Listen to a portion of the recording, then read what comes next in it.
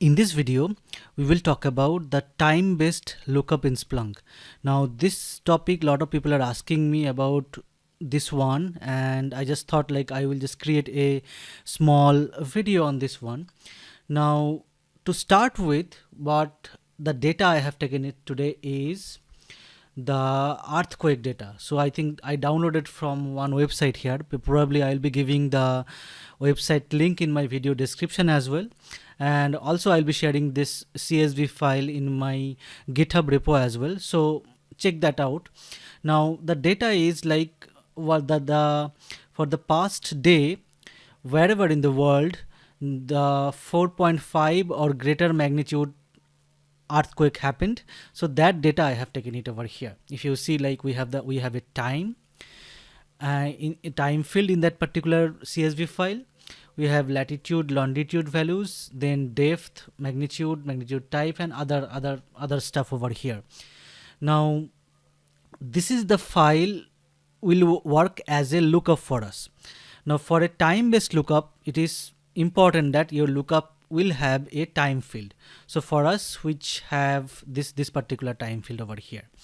Okay, now what I did here is, in Splunk I just created a normal lookup. If you see, like the same lookup file name 4.5_day, and I just created a normal lookup, and I also did a automatic lookup as well. Now this step is optional. If you want to create an automatic lookup, you can do that. Otherwise you can just run a normal lookup command as well, which will do the same stuff whatever we will be doing it today.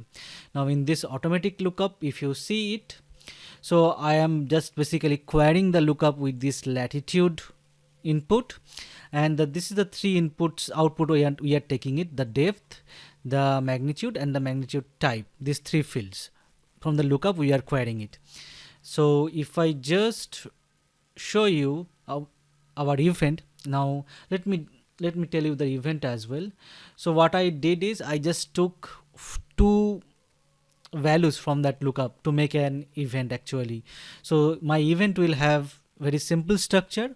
We'll have a time, we'll have a latitude, and we'll have a longitude value as well. Okay, so this data I have ingested in Splunk as well, as you can see it with this time values. Now if I just run this particular query, so if you see, as I have defined the automatic lookup, so based on this latitude value, so Splunk is automatically querying using this latitude values, and it is fetching up these three fields. If you see it, depth, if I just go back over here, the depth, magnitude, and magnitude type, right? So depth, magnitude, and magnitude type. So this three fields, it is already automatically pulling it up for me. Now we will try to understand the concept behind the time-based lookup. Now as the name suggests, when we talk about a time-based lookup, or when we configure a lookup as a time-based lookup, so there is a time factor which works when Splunk, this particular search engine, will pull the data from the lookup. So let us understand that one. So first let us see how we can create a time-based lookup. So if I just go back to this lookup definition again, so I'll just go to lookup, and I just created a lookup definition as well. So if you just wanted to know like how to create lookups and lookup definition, I already created videos on that one. Maybe you can check out that one. Now if I just go inside this guy here, if you see, currently it is a very normal lookup, normal CSV lookup here, right? Now there is an option called configure time-based lookup. So as I mentioned, for the time-based lookup, the main requirement is your lookup field. Your lookup will have a field which holds a time. So for our lookup, the time field is this time field, right? So I will just copy this field name here, and I'll be giving up over here. Okay, now we need to give the format of the time as well. So the default format is UTC, but if your lookup time field format is different, you need to give that format as well. Now for us, so this is the format, like we have the 4-digit year, then month, then date, then this T, then hour, minute, second, then millisecond also we have, then we have this Z. So if I just talk about the format, so this will be the format, right? Percentage y md, then hour minute second, and percentage 3 end for that millisecond, and then z. So I'll be giving this particular time format here. So this is my lookup based. Now, so if you give these two things, so this will become a time based lookup with some default values of minimum offset and the maximum offset. So this is very important concept which we'll understand now. So let us try to save it first and try to run this query again. So this is my lookup query. So I'll just try to run this query again, and we can identify like it is still pulling all this informations as well. Okay, so what makes the difference?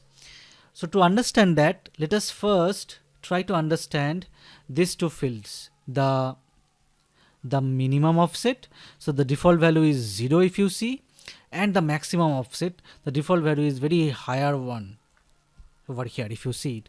Now what is the minimum offset and maximum offset? The minimum offset, it is saying by definition the minimum time in seconds that the event time may be ahead of the lookup entry time for a match to occur, and the maximum offset is the maximum time in seconds that the event time may be ahead of lookup entry time for a match to occur.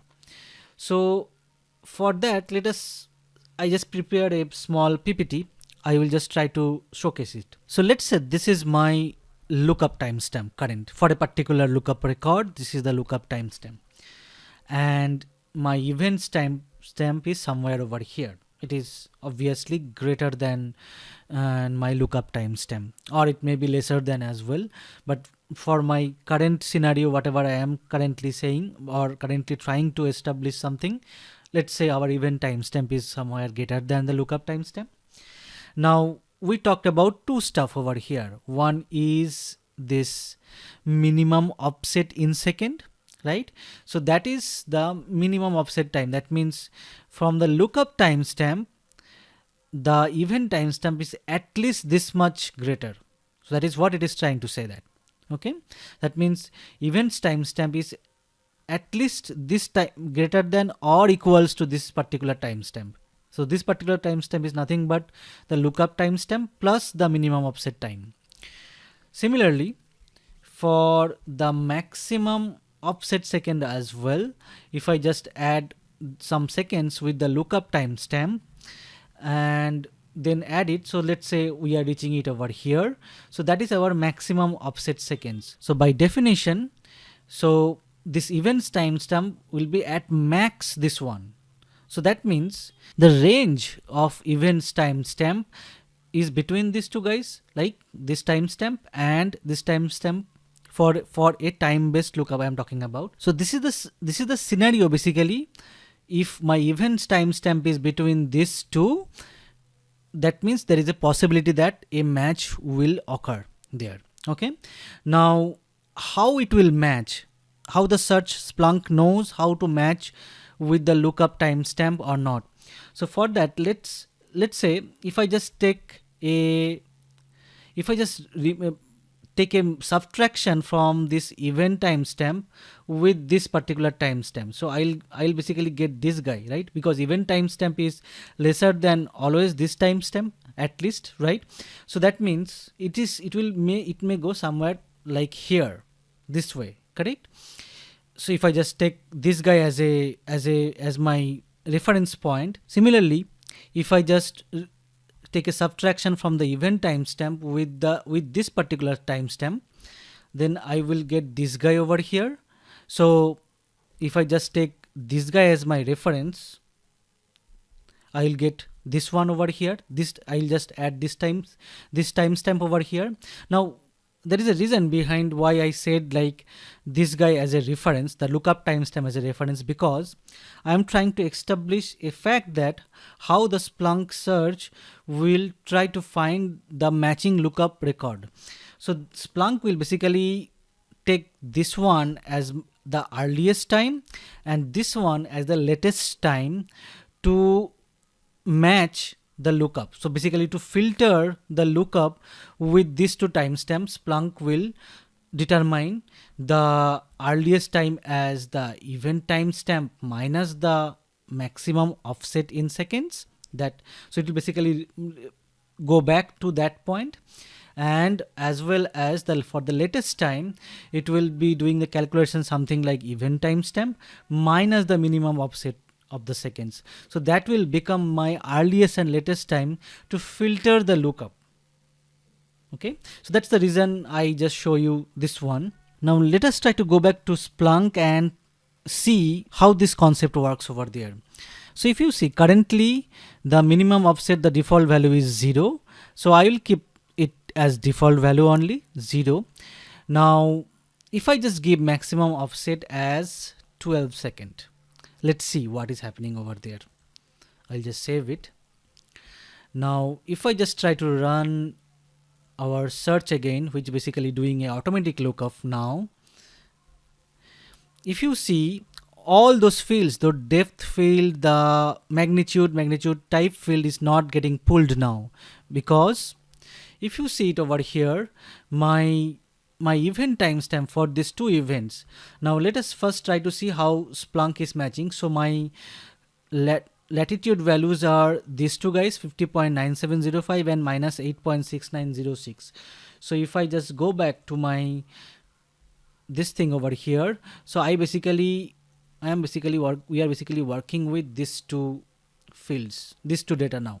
Okay, now for this guy where my latitude is 50.9705, the lookup time is 3:02, if you see it, PM, correct? So and if I just go back to my event now, for 50.9705, my event time is 8:32 PM, which is basically 5 hours ahead, at least 5 hours 30 minutes ahead over here, right? Now as I have given the 12 second for the lookup timestamp, the maximum timestamp in second. So basically if I just go back over here, so we have given the maximum offset as 12 second. That means the earliest value it will search for the lookup is my event timestamp, which is nothing but my 8:32 PM minus 12 seconds. So that means, so it will, my earliest time will be 8:20:35819 PM, correct? So that is my earliest time, and the latest time will be, because the default value is 0, so that means my latest value will be always my event value. That means 8:32:35819, because event value minus the minimum offset value, that will be my latest value, correct? So that means it is trying to search from 8:20 to 8:32 for this guy. See, one concept you have to understand over here. For normal lookup, for the time-based lookup, both the way we are providing a field. In our case, it is the latitude field, right? We are passing it to lookup and try to fetch some values. But for the time-based lookup, it also considers the time as well while fetching the data. So that means as it is trying to find for this match 50.9705, and the earliest and latest time it is trying to find is 8:20 to 8:32 PM, which is not matching over here, correct? So that's why it is not picking up this data. Similarly, for this guy as well, my event time is 7:31 PM, and so this is minus 8.6906. So my lookup time is 14:01:04. So again we have 5 hours and 30 minutes gap over here. So similar stuff is happening over here because of that 12 seconds. Because of the 12 seconds we have given it over here. So that lookup time range, So Splunk, the earliest time and latest time Splunk is determining from these two guys is not able to fetch this particular record as well. So that's why for these two latitude values, even though I have a matching record in my lookup, the other record, it is not pulling anything from the other outputs from the lookup because of this time constant over here. Now we can see, like, let's see, now let us try to fetch the data again. So it is 5 hours and 30 minutes gap, right? So if I just give 6 hours over here, the minimum up maximum offset over here, what will happen? So 6 hours means we need to convert into seconds. That means it will be around 21,600, not around exactly. So I think I already calculated over here. So this is the 21,600, that is the 6 hours of maximum offset we are giving it over here, correct? So let us save it again. I'll just open it so that we can refer it. So that means my event timestamp, so if I just go back to the PPT again, my event timestamp minus the max offset, so that will be my earliest time of that lookup search, and my event timestamp minus the minimum offset, so that will be my latest time for the lookup search, correct? So that means, so if I just go back again over here, my event is, so for this guy, let's say it is 8:32 p.m. so it will go back 6 hours here, correct? So that means the earliest time for the lookup record to search the lookup record will be 2:32 p.m. and the latest time, as I have given 0 over here, so it will be always my 8:32, this time only, correct? So that means from 2:32 to 8:32 it will search for those records where we have a matching this one over here. So this is important because it will always try to match with the latitude value, because that is how we have defined the automatic lookup. Even if you use lookup command as well, you need to give it in a similar way as well, correct? So that means, so 2:32 to 8:32. So if I just go back over here, we have a record with a matching latitude value, and the record timestamp is 2:35, which is basically falling between that 2:32 to 8:32 time range. So that's why it will get picked up now, and it is getting picked up as well. Similarly for this guy as well, similar concept, it is trying to pull up. So this is how the time-based lookup works in Splunk. So to be very precise, so this is how when we'll be working with the time-based lookup, so this is the only one thing we need to understand is these two things. Actually 4 things over here. The lookup has to have a time field. That field name you need to give it over here. The format of the field name you need to give it over here, and the minimum offset and the maximum offset. Now these two requires to get the earliest time and latest time, which will be applied to the lookup to fetch the record. And how it will be calculating the earliest time and latest time? Earliest time will be my event time minus the maximum offset, which we have seen it over here. Event time minus the maximum offset, and my latest time will be event time minus the minimum offset time. So that is the way Splunk will be searching this lookup. And also another thing is your lookup, the way you will be accessing a normal lookup and accessing a time-based lookup will be similar. You will not be passing a time field into the lookup anyway. You'll be passing a normal field only, just like this one. If I instead of automatic lookup, if I just wanted to use a normal lookup command, so this is how it will be: 4.5 underscore day underscore day, then I have latitude, I have my latitude, and so this latitude is my event in my lookup latitude field name, and this is my event latitude field name, and this is how we are taking other output as output new. So this is not changing, but the way Splunk is filtering those events while looking up, that is changing.